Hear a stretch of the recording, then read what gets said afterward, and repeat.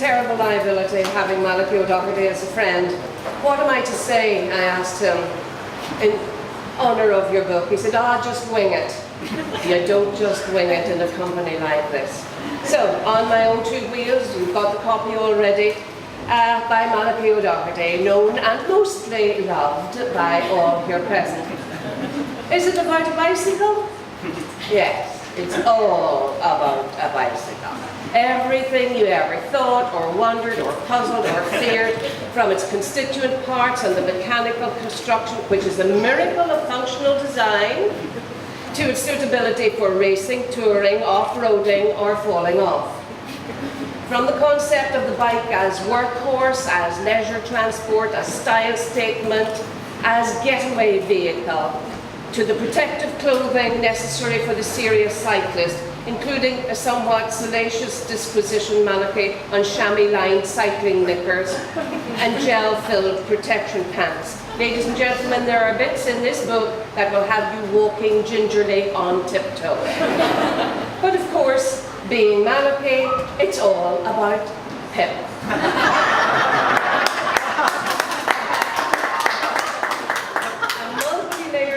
In which he reviews his life as he hits 60 and takes no comfort in his bus pass or in reaching old codger status.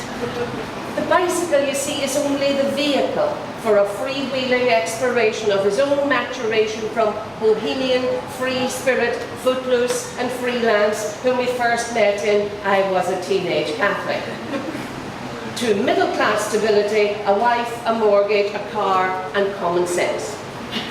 So it's a journey. It's two journeys really, one physical and one introspectively. Initially backpedaling to childhood, then scrolling forward through the decades, arriving with increasingly alarming velocity at 60, an age Malachi pessimistically envisaged he'd be slack, unfocused, amiable and harmless.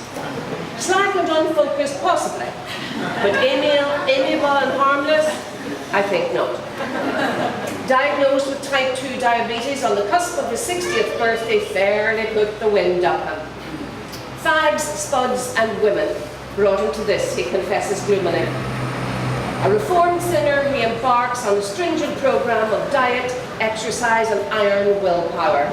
Cycling, which he so enjoyed in his salad days, will be his saviour. And as far as diet's concerned, his salad days are back. Key episodes in the book illustrate his early enthusiasm. Recently returned from Libya and India, his bachelor biking forays in counties Antrim and Donegal with Toby and Jim established his credentials as one of the boys, a clubbable man, a real cyclist. I was particularly fascinated, well actually repelled, by his accounts of cycling round Ireland on two separate occasions with two different females. He describes himself at the time as mid-30s and almost single. Almost single. That's like being a little bit pregnant. Camping in boggy fields, and I quote here, infested with midges and complaining women. Oh, you do like to show a girl a good time, Malachi, don't you? But these are incidental to his romance with the landscape, as lyrically described as a travelogue for Tourism Ireland. And as the narrative proceeds, the landscape of his own life rolls out in front of us as if we were sitting on the handlebars of his trusty bike. It's this outdoor joy, as he puts it, the movement, the freedom, the independence that he wants to recapture 2 decades on. But the old bike in the yard, like his wedding suit, no longer fits him. So it's down to bike doc for Derek's expert advice and back in the saddle. Half cowboy, half pilgrim, part solitary drifter, part serenity-seeking spirit. And by chapter 8, he's on a biker's high. He's euphoric.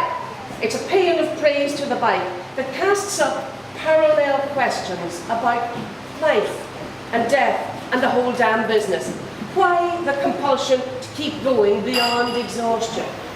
Which is more satisfying, the journey or the destination? Where is the perfect balance to be found between being and doing?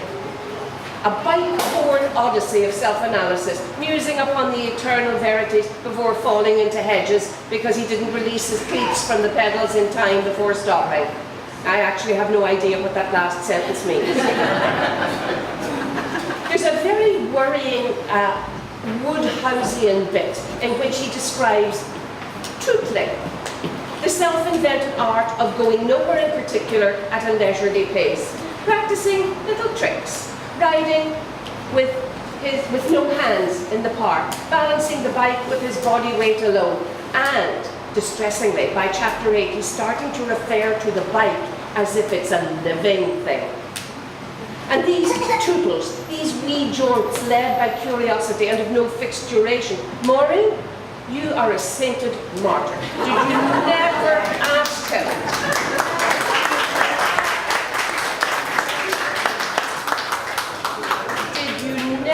Ask him what time he'd be home for his tea.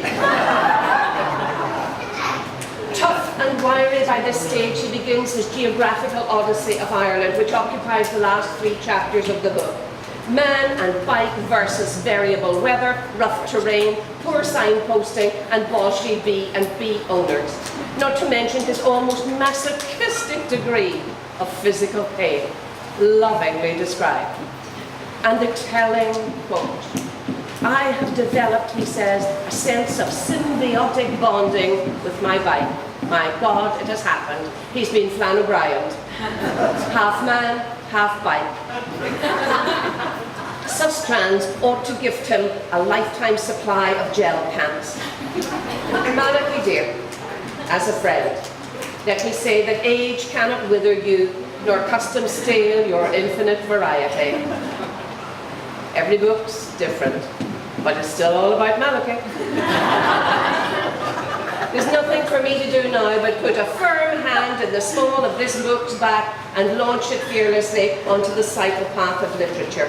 Ladies and gentlemen, whether you're interested in cycling or not, as I said, the bicycle is only the vehicle for a man at a dangerous age finding remarkable resources within himself. This book would be a delightful travelling companion, as would its author. But hold on, there's a note here from Blackstaff Health and Safety. Do not attempt to read this book while on a bicycle. Thank you very much.